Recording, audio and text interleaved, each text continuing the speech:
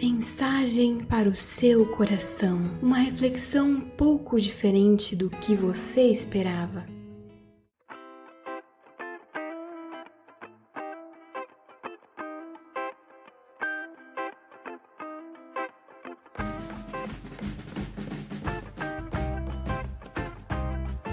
Isso aí, pessoal, estamos aqui hoje com mais um Vagamente, começando já com uma errata. Eu, na minha apresentação, disse que eu era cristão desde 2009, deu aquele bug mental na cabeça, mas na realidade eu sou cristão desde 2006. Então, só para deixar registrado essa informação relevante aí. E hoje nós vamos falar então sobre a vontade de Deus. Um tema bastante aclamado aí, né? A gente tem visto muita gente que tem problemas em entender essa vontade de Deus. Na verdade, é um problema muito comum, né? Mesmo depois de tanto tempo na fé, para você ver pessoas que elas têm essa dificuldade ainda de compreender a vontade de Deus. Então a gente vai falar um pouquinho sobre isso aí e como ela se comporta realmente, como a gente tem que se comportar realmente em relação à vontade de Deus. Então, começando aqui, a gente vai trabalhar com algumas perguntas e dentro daquilo que a gente tinha se proposto a fazer, de levantar perguntas para reflexão e não necessariamente responder como se a gente tivesse as respostas exatas dessas perguntas. Dar uma direção e caminhar juntos. Então, Gerald, a primeira é: Deus tem um plano maravilhoso para cada um de nós em nossa individualidade? Sim, resposta bem direta, sim. Sonoro sim. Beleza, mas e aí se algo acontece de errado na minha vida, então esse plano ele ainda é maravilhoso? Continua maravilhoso. Continua maravilhoso. Por que continua maravilhoso? Se a gente pega e começa a buscar um pouco mais na Bíblia a respeito daquilo que Deus quer pra gente, a gente vai se deparar com alguns textos e a gente vai buscar, óbvio, a gente busca para tentar entender o plano de Deus, entender o seu planejamento ali para nossa vida, né? Tem um plano geral, a gente sabe disso, tem um plano geral que é a glorificação de Deus, é o plano geral da vida cristã, da igreja, do que aconteceu, é a glória de Deus. Mas eu acredito que Deus tem essa particularidade em algumas pessoas, todas as pessoas que Ele está na fé, que estão na igreja, que estão andando com Ele, movimentar isso de maneira que essa pessoa possa ser realmente útil para aquele propósito, mesmo que muitas vezes não faça sentido para a gente. Talvez o que mais cause confusão aqui é imaginar que quando a gente pensa na palavra maravilhoso, todos nós pensamos rapidamente, conectamos rapidamente com Sim. Algo bom. Sim. O nosso conceito de bom, o nosso conceito de que as coisas deem certo, de que tudo vá bem, então a nossa profissão vá bem, nosso casamento vá bem, nossos estudos vão bem, e isso é o plano maravilhoso. Mas a partir do momento em que qualquer coisa que da nossa perspectiva pareça que não deu certo, aí já começamos a questionar, então, será que eu não estou no plano A de Deus? Será que estou fazendo alguma coisa de errado? Será que deixei de orar? Será que eu não, naquela minha primeira oração, eu não falei assim, repreendo o nome de Jesus? Foi isso que causou essa dificuldade em minha vida? A gente tem essa dificuldade com a vontade de Deus por causa disso, né? Não é à toa que a teologia da prosperidade está aí tão forte, né? Por causa que as pessoas entendem realmente esse maravilhoso como, eu vou ser próspero, financeiramente falando, né? Não que a Bíblia não fale que a gente vai ser próspero, mas ela fala em outro sentido. Que a gente vai ter uma vida abundante, a Bíblia fala, né? Aí a pessoa fala, mas abundância é dinheiro, é fartura, bens acumulados, Mega Sena acumulada, né? Tem alguns que gostam de jogar nisso aí também. Mas assim...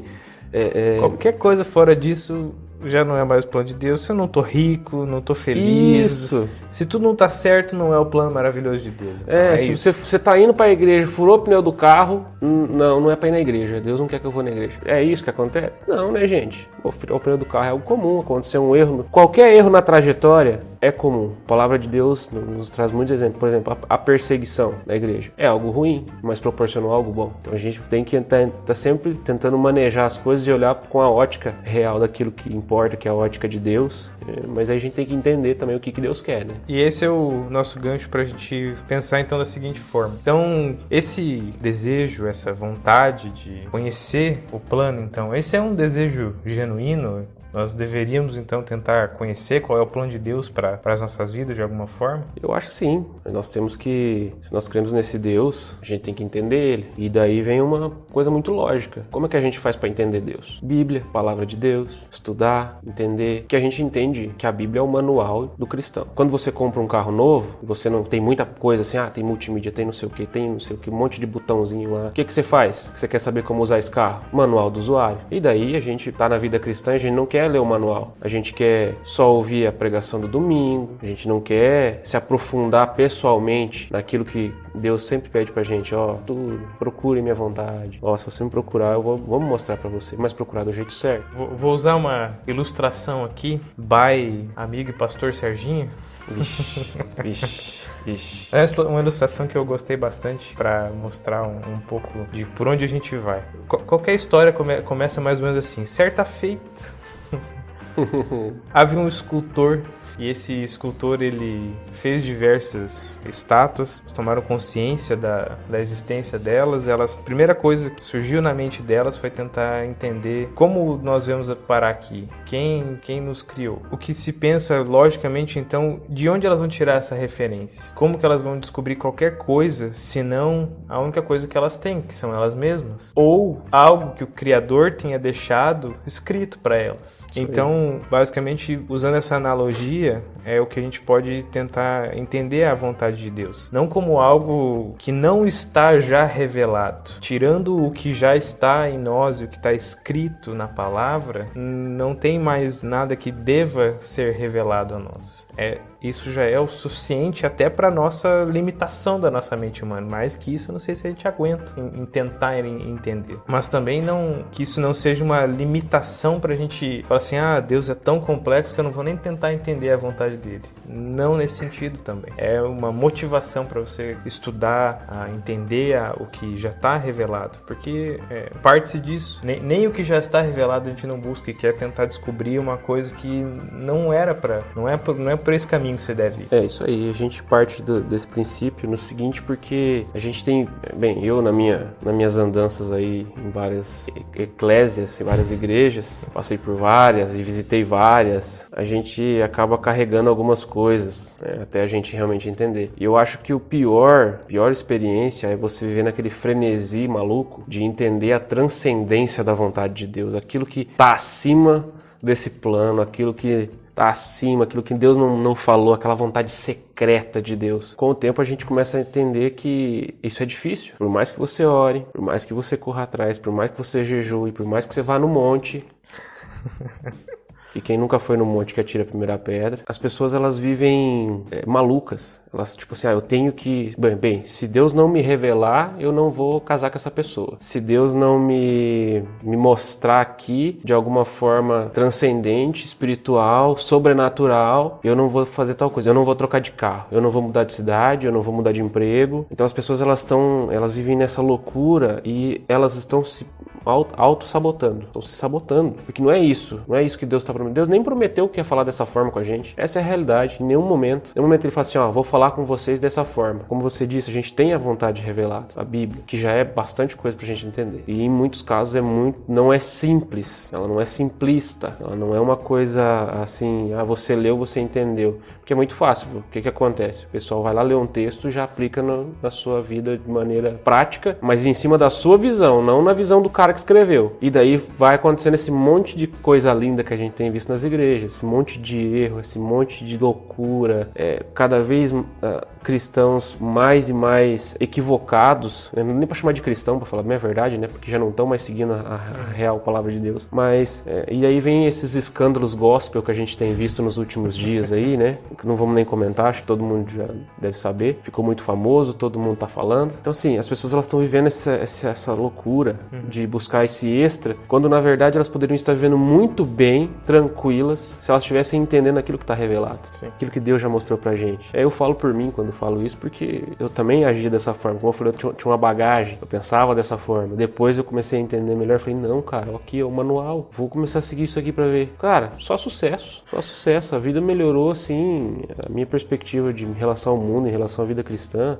Cara, óbvio, tô num processo também, todo mundo tá num processo, mas se for comparar em questão de entendimento da vontade de Deus, com certeza a evolução foi muito grande, e a gente começa a se frustrar menos, porque a gente não começa a depositar a confiança no nosso desejo de algo, mas sim no desejo de Deus de algo. Algo também relacionado a isso, pegando um pouco do gancho, é realmente isso, você ler a palavra e você falar dentro da sua perspectiva limitada, só do que você viu. Então você tem experiências passadas que você viu, e você leva essa bagagem com você e tudo que nós já tivemos como experiência, já vivemos. No presente nós temos sempre essa sensação de insegurança, de que deve haver só um caminho certo, e se eu não acertar na primeira vez eu tô acabado e a minha vida acabou porque eu não consegui acertar qual era a minha profissão correta, como se fosse dessa forma. E além disso, busca por um futuro melhor. E tudo isso gera um sentimento de insatisfação, de que por eu não ter feito algo correto no meu passado, hoje no meu presente eu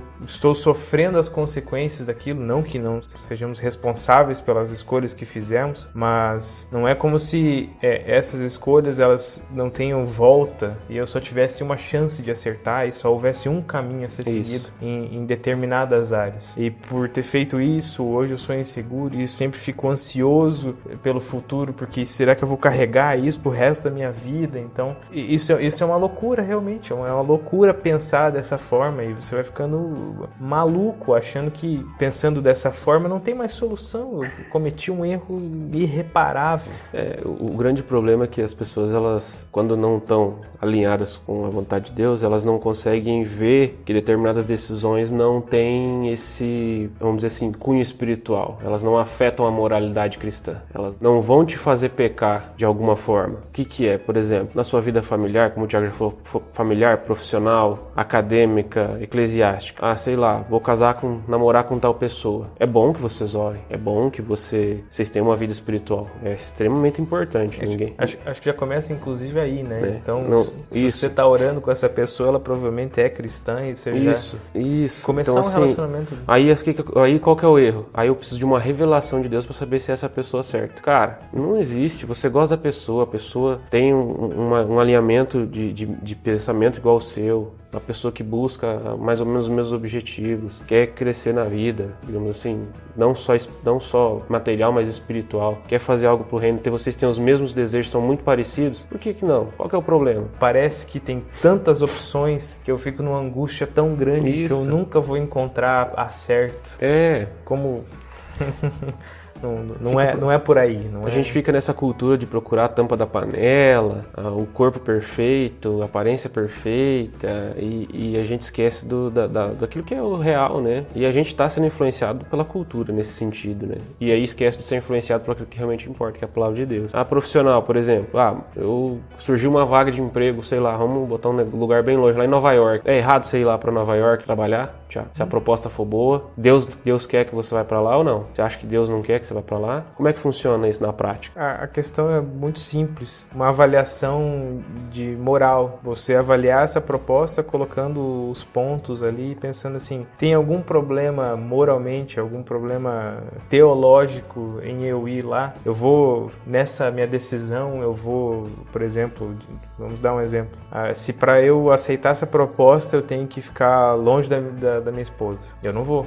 Se eu tiver que aceitar essa proposta, eu vou estar num local que te induz ao erro, que me leva a cometer o erro. Esse tipo de coisa sim deve ser avaliado, mas se eu tenho propostas sem nenhum desses problemas, tanto faz se eu vou para Nova York ou se eu fico em Cascavel, não faz a menor diferença. Não que ele já conhece, ele já sabe qual é o destino, que não é como se um tivesse certo e um tivesse errado. Não existe isso em questões que não há nada moralmente errado. E isso vale principalmente também para a vida acadêmica. Sim. Então, faz alguma diferença, Gel, de você escolher você buscar ser um engenheiro, ou você buscar ser um médico, ou você buscar ser qualquer outra profissão que você possa... Faz alguma diferença você buscar ser um pastor? Não. O seu futuro profissional, vamos dizer assim, né? A carreira de pastoral como a profissão também, mas o seu âmbito profissional, a sua vida acadêmica, onde você vai estudar, parte do seguinte princípio: como que você vai glorificar Deus com isso? Eu vou entrar na faculdade de engenharia. Como que você vai glorificar Deus? Você pode gostar da engenharia,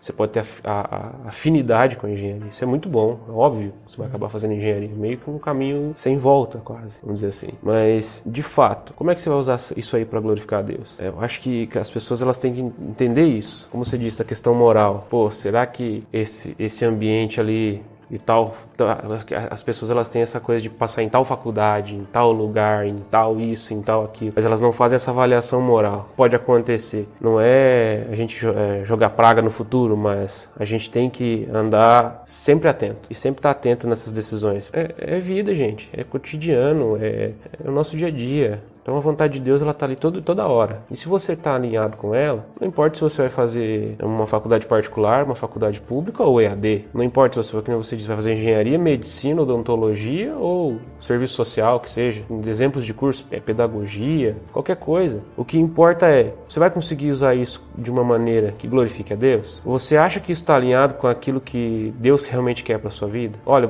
como é que você sabe isso? Olha aquilo que você tem afinidade. Você consegue aconselhar pessoas. Você é muito bom com isso. A tendência é você ir para onde? Qual que é a profissão que aconselha as pessoas a melhorarem, ajuda as pessoas nas suas ansiedades, nos seus problemas? Psicologia, não é? Você trata as pessoas, você ouve bem as pessoas e você consegue ajudar elas.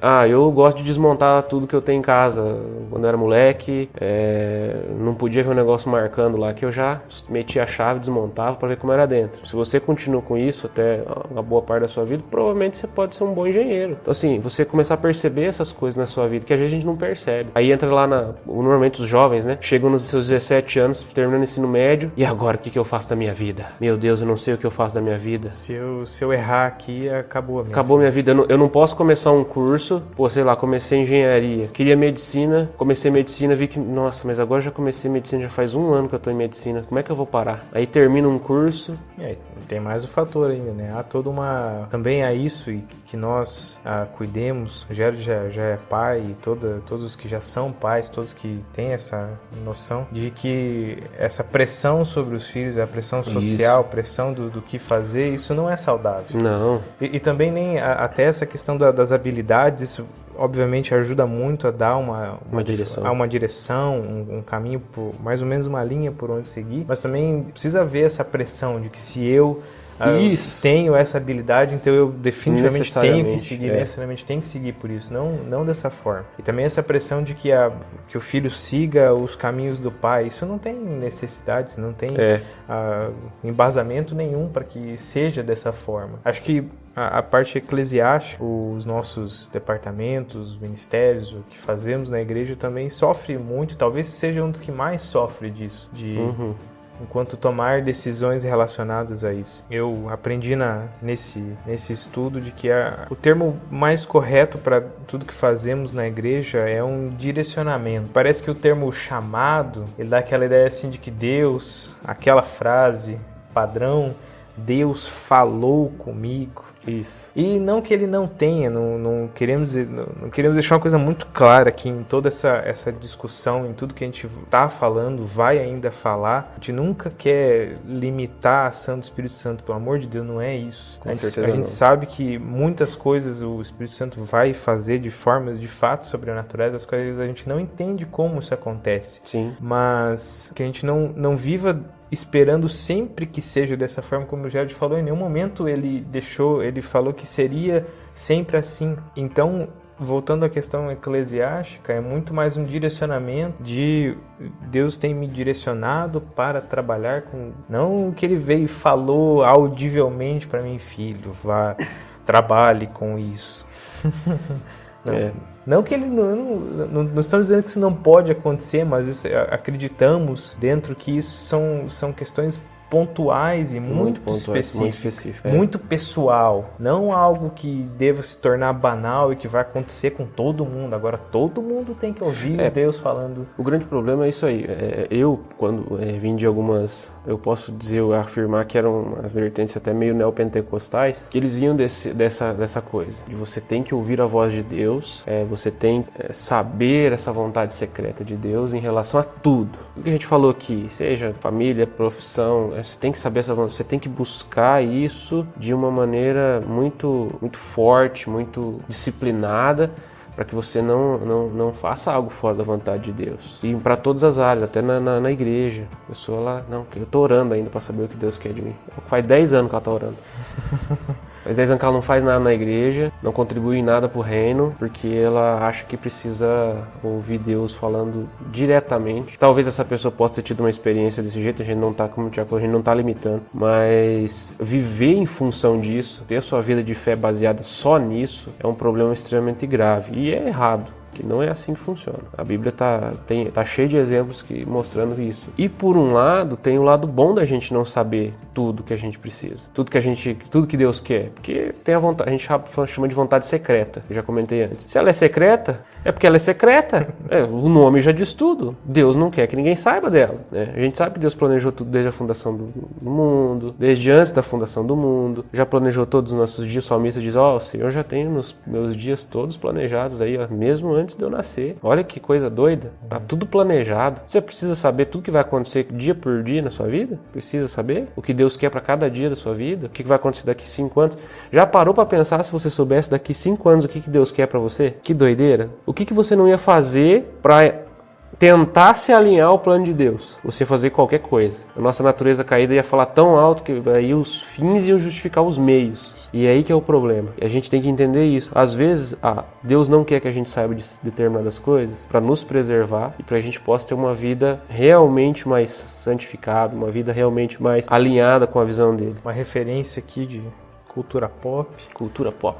Momento cultura. Seriado da Netflix. Netflix pagar um royalties pra nós aí. Fazemos merchan de graça aqui do seriado Dark, o qual nós dois assistimos e gostamos muito. E só como pano de fundo de como a gente pode tirar uma lição a partir daquilo, de como o conhecimento futuro ele é vedado para o nosso bem. Então você vai acompanhando toda a história de forma bem resumida e vários personagens eles têm conhecimento do que vai acontecer. E muito, exatamente como o Jorge falou, a natureza pecaminosa ela se mostra abertamente ali, como ela vai conduzir, fazer de tudo para chegar naquele ponto onde você acredita que é, onde você já sabe que é, onde você tem que chegar. E tudo que você faz é justificável, porque você vai chegar naquele ponto final. Então esse é um dos perigos em você e o que Deus já nos protegeu como um bom pai de não saber qual é a vontade decretiva dele, a vontade secreta dele. Nós vamos perceber isso uma vez que ela já tenha acontecido. Uma vez que você chega em um ponto da sua vida e você percebe, nossa, Deus me conduziu a fazer isso e agora eu vejo o resultado, o que ele queria. Uma vez que já passou e agora eu vejo a vontade dele nesse sentido. Mas se eu soubesse disso, eu tentaria seguir por caminhos tortuosos e se a gente pensasse de forma lógica, imaginem assim, se eu soubesse, por exemplo, quando que eu vou morrer.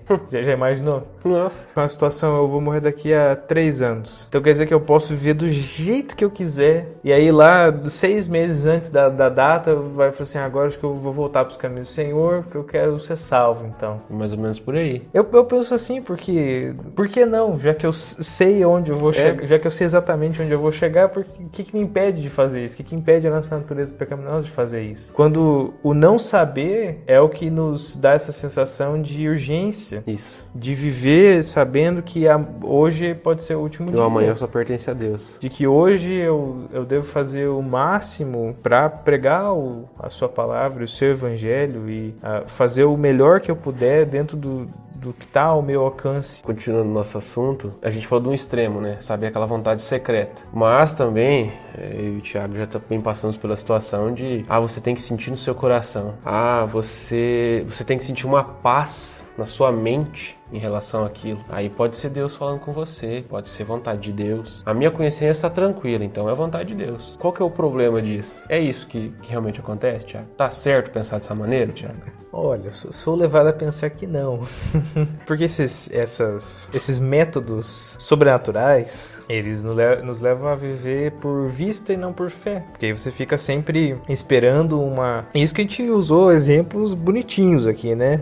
Eu senti no meu coração que era vontade de Deus, então eu fiz. Sentir paz no coração, ter uma consciência tranquila. É claro que esses sentimentos, eles dão alguns sinais do que seria, mas a gente não deve baseado viver por isso. Não se deve basear nisso, até porque esses sentimentos necessariamente eles são ruins, são bons. Eu estou com a consciência tranquila, paz, mas vamos usar um exemplo, por exemplo, uso o exemplo de Jonas. Jonas estava com a paz no coração, né? Descumprindo a vontade de Deus, subindo no barco, ele dorme no meio da tempestade, ele estava extremamente tranquilo. Uhum. Então, Thiago, seguindo esse exemplo aí de sentir no coração, um exemplo ruim, tá? Uma vez a gente participava de um grupo de jovens, a gente acabou comentando de fazer um culto na praça da cidade, um cunho evangelístico, então a gente ia para tentar evangelizar, fazer evangelismo. A resposta foi a seguinte, quando apresentamos a proposta: a gente tem que orar para sentir no coração se é de Deus a gente ir lá. Vocês estão percebendo o tamanho da ignorância da pessoa falar isso? Gente, evangelizar, ir aos povos, pregar o evangelho é mandamento, não é você trocar de cidade, não é a mesma coisa. Você está falando de um negócio que é a base do evangelho, a base da pirâmide ali, é Cristo e pregação do evangelho, a base, a sustentação. Pregar o evangelho é o que todo mundo tem que fazer, todo cristão tem que fazer. Incentivar aquela juventude a fazer isso de alguma maneira, tinha que esperar a vontade de receber a confirmação do Senhor no seu coração. Vocês estão percebendo como é perigoso você viver por vista, ter que sentir algo, você ter que ver algo, você ter que ressentir uma revelação num sonho. Venha um sinal divino para que sei lá, passa a pombinha branca da paz para simbolizar o Espírito Santo na sua frente para você ter um sinal.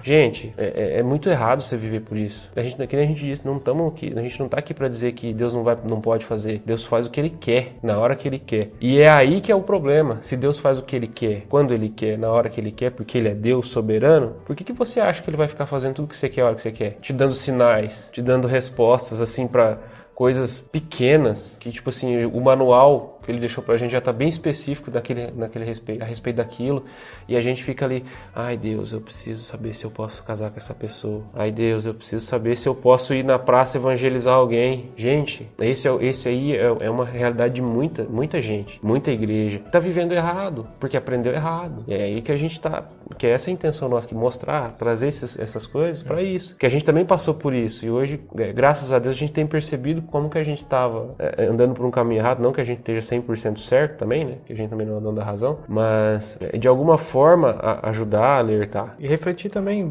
podemos pegar vários exemplos bíblicos, e isso é um exemplo de, rapidamente, outra coisa, né, como qualquer coisa na Bíblia, ela pode ser interpretada de qualquer forma para torcer o que está lá para atender aos nossos desejos, o que a gente imagina que é o correto. Então você vai ter vários exemplos, né, a gente já comentou sobre Jonas, o exemplo clássico de Gideão, de que ele faz um teste, e aí que tá o ponto. O fato de Gideão ter feito um teste com algodão, fez 2 testes, né, que ficasse seco, depois que ficasse molhado, ao redor ficar seco, ao redor ficasse molhado. Isso não é um exemplo que a gente deva usar como para repetir. Isso não é uma coisa cotidiana, é você só analisar o contexto, né? Exatamente, analise o contexto e veja que na realidade a ação de Gideão não foi por fé, foi por incredulidade, por falta de acreditar. Então ele fez um teste para ter certeza, é o contrário, aquele exemplo está lá para você ver como não fazer, não como fazer.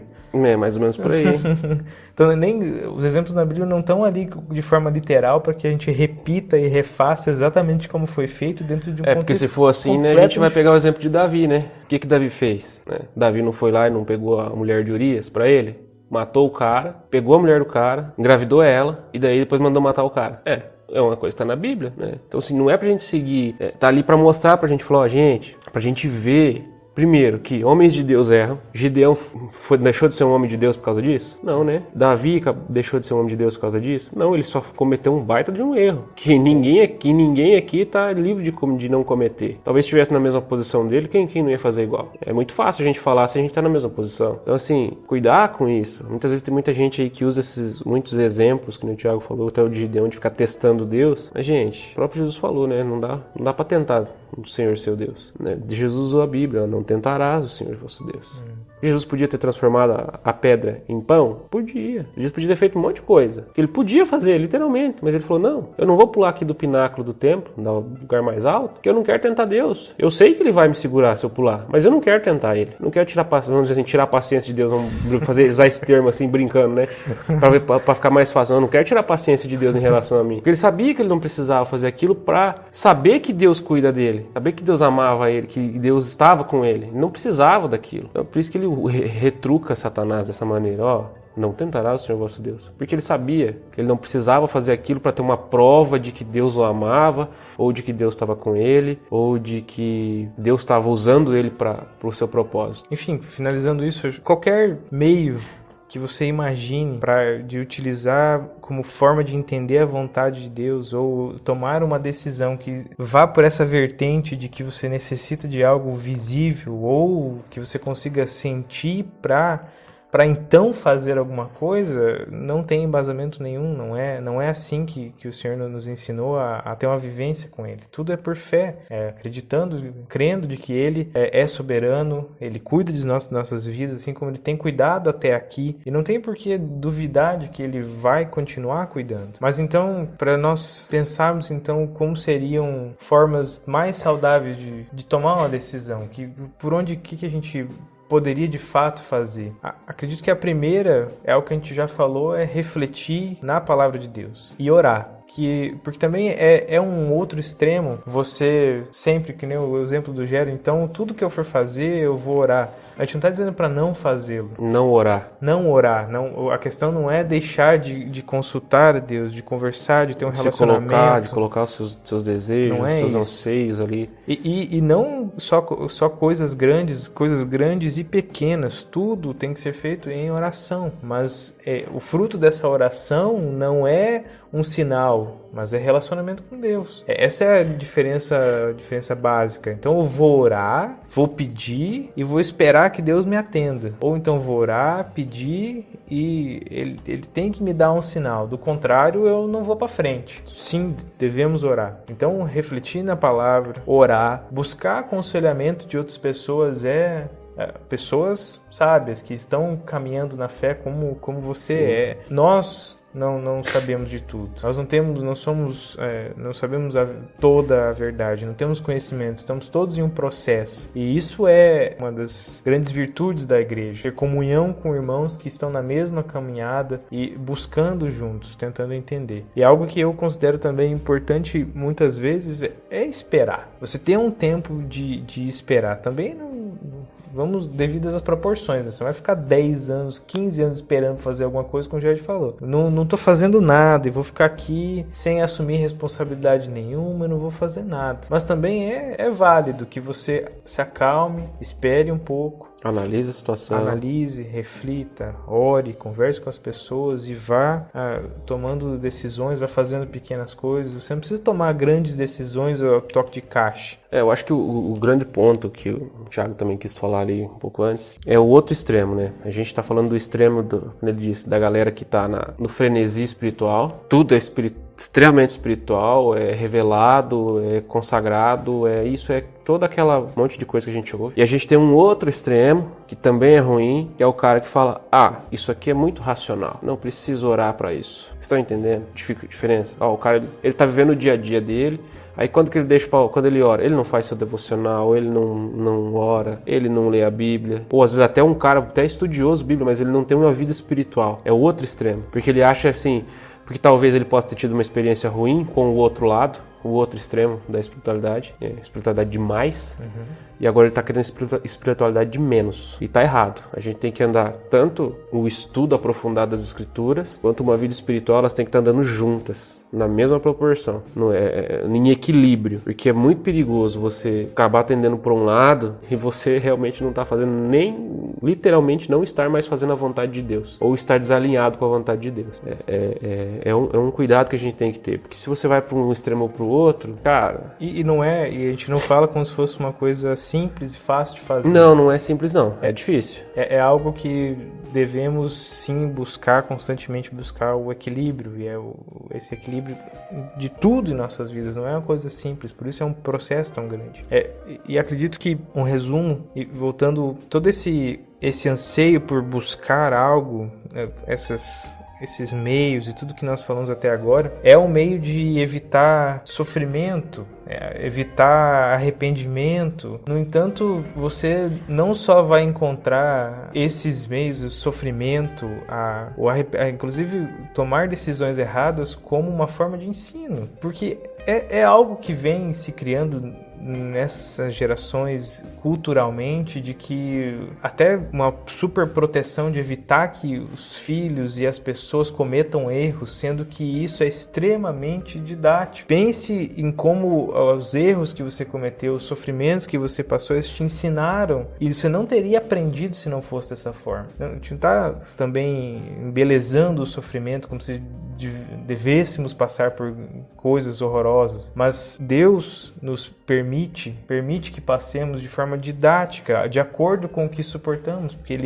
Ele nos conhece a ponto disso, de saber o quanto nós conseguimos suportar. Essa questão das decisões em relação ao nosso sofrimento, muito legal que você tocou o ponto que você tocou em relação a pais superprotetores, né? A gente vê isso muito na igreja. Meu filho não pode isso, meu filho não pode passar por isso, porque lá no passado eu passei. Beleza, mas só que aí tem um outro detalhe. Ele não ensina pro filho aquilo que ele aprendeu com aquele erro grave. Ele não para ensinar o seu filho, sua filha, em relação àquilo, mas ele também não quer deixar que o filho sofra. Sabe o que vai acontecer? A vida vai dar uma paulada nessa criança no futuro. Essa é a realidade. Porque a vida, ela é assim, a vida ela não é um mar de rosas. E a vida cristã tá atrelada à nossa vida cotidiana. É tudo uma coisa só. A vida cristã também não é só um mar de rosas. A gente é salvo. Isso é muito maravilhoso, a gente saber que a gente tem um Deus que ama a gente, que salvou a gente. Mas, cara, tem dias que você não vai estar bem. Tem dias que você não vai estar espiritual, tem dias que você não vai estar isso. E às vezes parece que a gente tá tudo fora da vontade de Deus, né? Mas daí depois que passa o tempo, como a gente falou antes,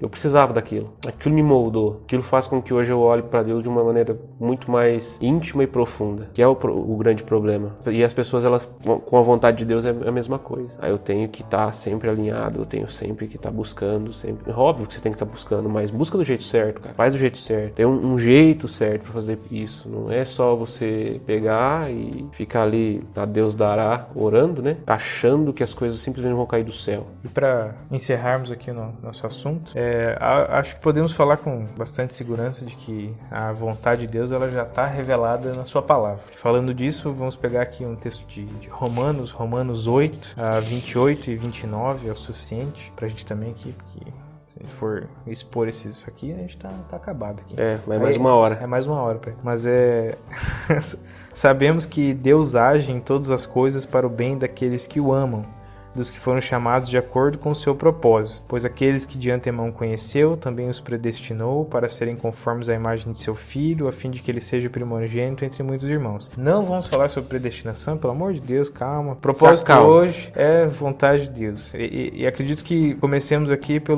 sabemos que Deus age em todas as coisas para o bem daqueles que o amam. Como a gente já falou hoje, a forma como nós vemos bem e o bem que Deus vê para as nossas vidas é completamente diferente. O que nós acabamos de comentar. Passar por dificuldades, aflições, tropeços faz parte da caminhada e é para o nosso bem.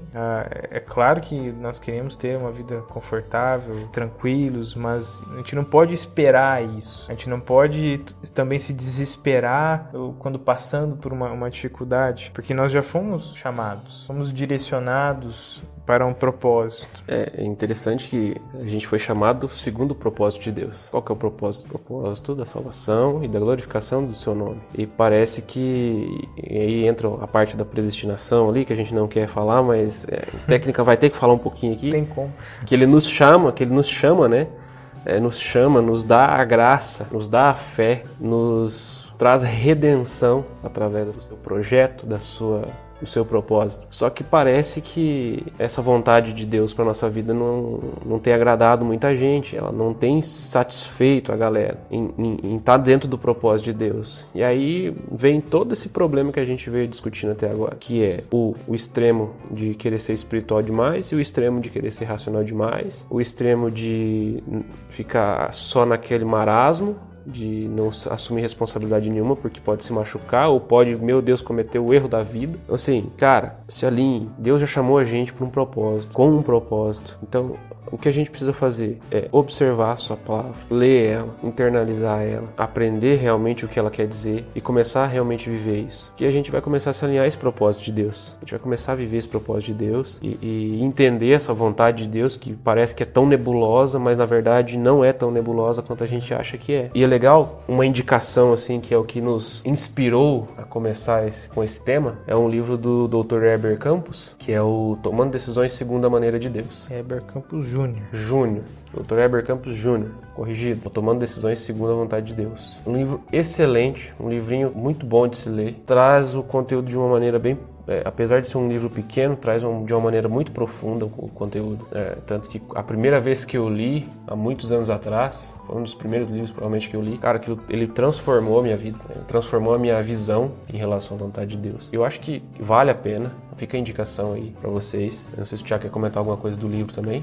Fica a indicação e reforçando que um dos propósitos desse podcast é incentivá-los à leitura. Tanto que tudo isso que nós falamos trata da introdução do livro. De forma geral, é claro que como nós lemos o livro, obviamente nós pegamos conceitos de outros capítulos, mas o centro do que nós falamos está dentro da introdução do livro. Então já mostra o quanto conteúdo a gente consegue tirar ali. E rapidamente, o incentivo nosso é a leitura desse livro, mas que isso não sobreponha a tua leitura da Bíblia, a tua leitura do seu devocional, que seja um complemento, né? Seja um complemento, que se por algum acaso você não tem conseguido fazer esse estudo, essa leitura primeiro, comece por isso. E assim que você tiver voltado à rotina de fazer a sua leitura, aí comece a usar esses livros como complemento. Porque livros bons, livros que te levam para a palavra, que te ajudam a compreender talvez conceitos e ideias que pela sua própria leitura não ficam tão claros. Então é um apoio a essa leitura, esse devocional. Eu acho que é isso aí, galera. A gente agradece a atenção de todo mundo aí que está ouvindo a gente e fiquem atentos ao próximo, que espero que seja em breve. Fiquem no aguardo, pessoal. Até mais. Até. E se você curtiu esse conteúdo ou foi edificado por ele, nos ajude a compartilhar, pessoal, nas redes sociais, no Instagram, no Spotify. E é isso aí. Até mais.